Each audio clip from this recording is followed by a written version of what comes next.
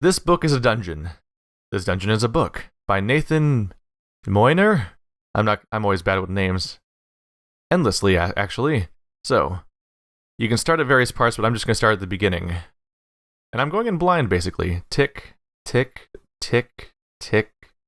You remember a time when you used to steal aching glances at the clock, praying for the strike of the merciful hour that had finally set you free. Temporarily released from the shackles of the tiresome workday, you'd eagerly rush home, shed your work clothes like a burdensome second skin, and flit off into the night to join friends for merriment and mischief. Those days are gone. The shift came on slowly at first. Sharp pains, dizziness, restlessness, insomnia. But as even more unsettling changes tightened their grip within you, it became clear something was very wrong. Poked, prodded, examined, analyzed, a battery of tests, a gauntlet of medical pummeling and anxious uncertainty. And then the waiting. When the call finally came, you already knew the answer before the words rolled off the lips, rasping away at the other end of the line. Lost in an echo chamber, you parsed only snippets of the doctor's news, the ones that stung the most. It's terminal. A year left to live. Maybe two at best. I'm so sorry. And then you're alone. Now time is your enemy, siphoning away the last of you with every last passing moment, draining the light, the color from your world, leaving an emptying shell of aching hopelessness and dark anticipation in its wake. The clacking of keyboards, ringing of phones, and casual banter of clueless coworkers is a steady ache. It rakes at the frayed corners, pulls at the tattered edges of your weary mind. But the appointed hour has arrived. It dampens the din, if only for a short while. Tomorrow is another day, for them at least. For you? Possibly. You linger for just a minute longer, letting the eager parade filter through the exit. The last to leave, you close up, lock the door, and pull the overcoat tight around you. A spitting mist turns to a downpour well before you reach the dry sanctuary of the putrid subway entrance. Those stairs are a descent into the unpleasant smells and hustled near misses, as bustling crowds crush together to get to and from their mundane 9 to 5. For a moment, you miss that simplicity of routine, the promise of continuance. Standing at the edge of the platform, you look down at the electrified tracks. Wind picks up in the tunnel, signaling the rapidly approaching train. Your mind wanders. You imagine what it'd be like to be caught on the tracks right as the train comes barreling through at 60 miles per hour. Death is a beacon, drawing you ever closer. It swirls and dances on the sparking steel girders below. It teases and taunts only inches away. Come to me, whispers the siren call. It's not yet time. You take a few steps back from the yellow line. 20 minutes feel like an eternity in the packed subway car, damp, sweaty, exhaustion and regret mixed with promise and delusion, a wagon full of cattle oblivious, tuned out, numb. Stop by stop, the opening and closing of the door thins the herd. It's a welcome culling, a shifting of space, a loosening of knots. Soon, you're the last, and you can breathe easy again, but you still scan the car with a quick glance of out of habit. One last time to make sure you're truly alone. Except you're not quite alone. There's a small leather satchel sitting on an empty seat in the far corner of the car. You glance around again, not trusting your weary eyes. There's still not a living soul save your own. The handrail is sticky with grime from the clutch of 1,000 dirty fingers. Filthy. You wince at its touch, but it offers stability as you work your way to the other end of the car towards the orphaned satchel. Where did its owner go? The bag is weathered and worn. Some tired soul will no doubt be missing its contents, you gather. A high-pitched whine pierces the air, and the car rocks and rattles. The lights flicker. 32nd Street, it's your stop. Time to go.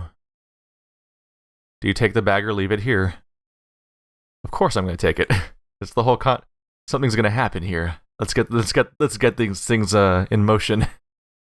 You instinctively reach out and swipe the bag, figuring it's better off in your hands than left to wander the dark tunnels inside a giant metal beast alone.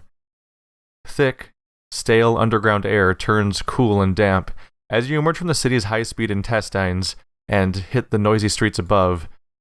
340 steps later, you're at the door of your second-story apartment, fumbling the keys, muttering under your breath. The lock finally gives way. Peeling off your soaked coat, you drop everything on the table, kick off your shoes, and check your answering machine. You have no new messages. No surprises there. I ignored just the kerning there. Ignoring the pile of unwashed dishes and empty fridge, you slide back to the table and remember the bag. Inside the bag, you find an old book. The book is aged and weathered. Its cover is adorned with an ominous skeletal being that looks half human, half serpent, and the title is written in a language you don't have the tongue to decipher. Open the book. Unlocking the old book, you open the cover and flip through the dusty pages. The book appears to be blank. How odd. Let's flip to a random page. You flip to a random page and find nothing. Are your eyes playing tricks on you, or did you see the faint glimmer of words fading from view just now? Flip to the last page. You turn to the last page. Nothing. The first page? The frail pages seem brittle to the touch, as if they're in danger of crumbling into nothingness, yet your fingers resonate with an unknown energy. Random page. Random page? Flipping through the pages, a faint flicker of ink catches your eye. You flip several pages back to try to find it. After much searching, you uncover a page that sports a faint drawing of a keyhole, sketched in pencil. You instinctively reach out a finger and trace it over the drawing. A sudden sharp pain, a paper cut, spurns you to pull your hand away quickly. Looking down, you notice a keyhole sketch has changed into a fanged servant. Spots of your blood dot the page. The room spins. You feel faint and disoriented. Your vision goes blank as you hit the floor. A sharp impact slams your temple. It sends a raw, white heat burning through your consciousness. I think I just missed half a sentence. It just sort of left on its own. Then empty space. You fall through the black void, erasing the past. Erasing the future. Only the present. What is happening? Where am I? Who am I? What is this darkness eating away inside me? And then, a light.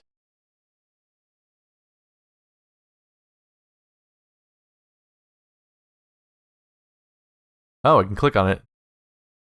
What are we getting ourselves into here? I think we just got possessed by a book, or sucked into a book. Well, we were dying, so at least something's interesting is going to happen first.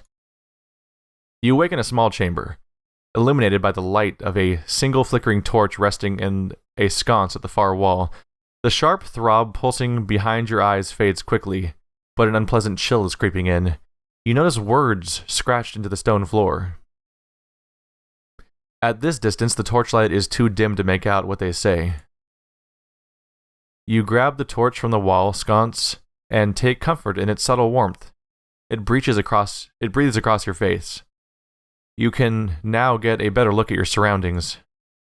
Holding the torch closer to the floor, you can clearly see the inscription carved there. It reads, Chapter 1. Why the walls bleed.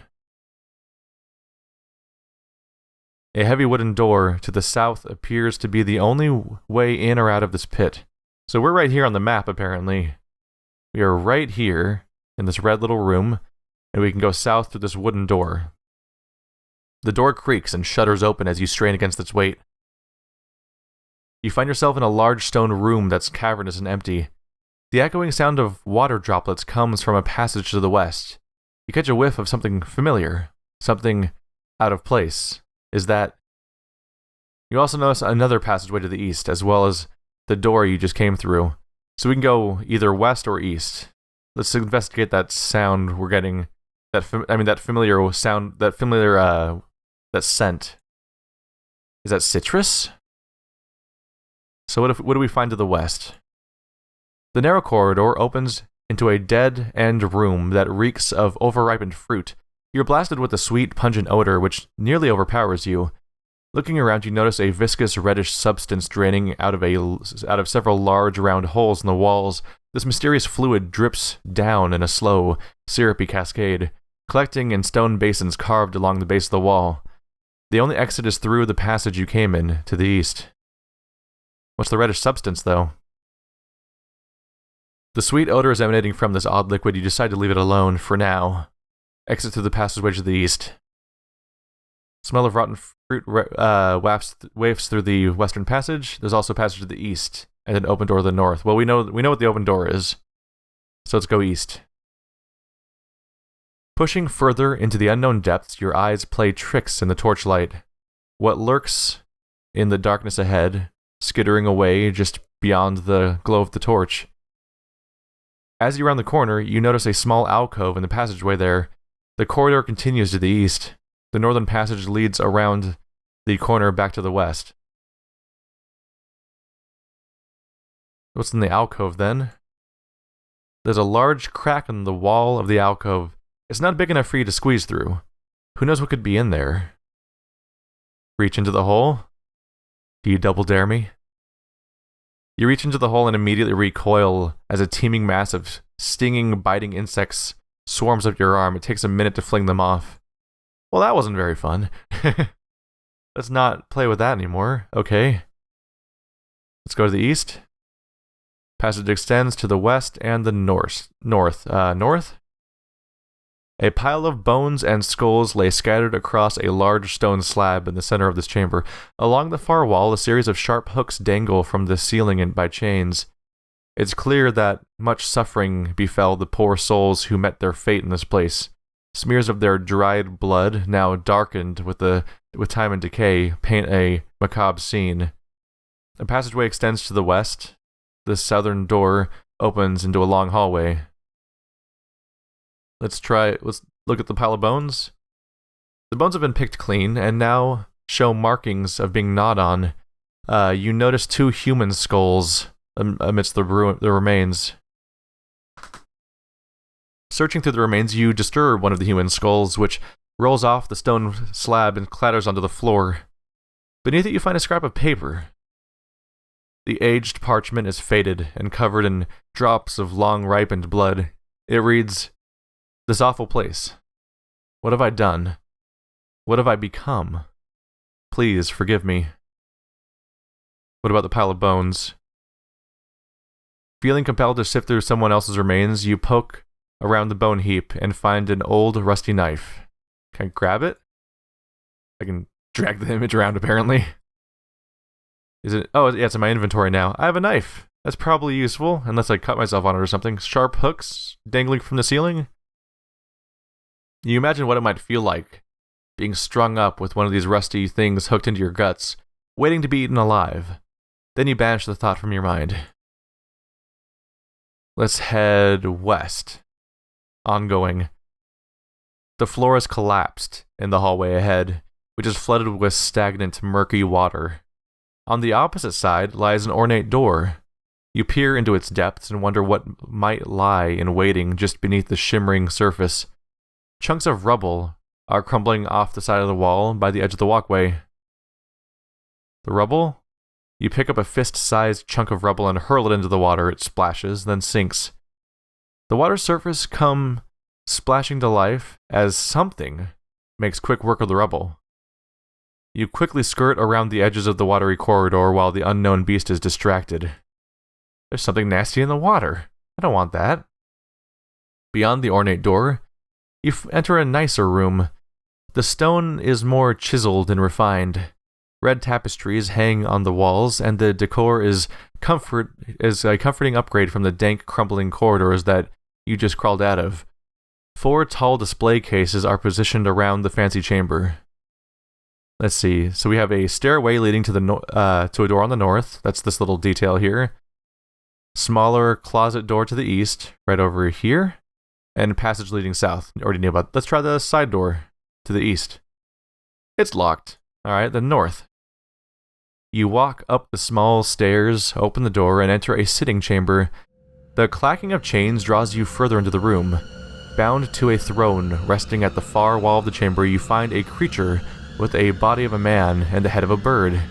It looks off into the distance, unblinking. There's also a large door to the west, and the door you entered in to the south. I mean, we have to look at the creature, right? As you step closer, the creature speaks with a slow, raspy cadence. Ah, I feel a presence. What is it? What is it? Oh, what could it want with me?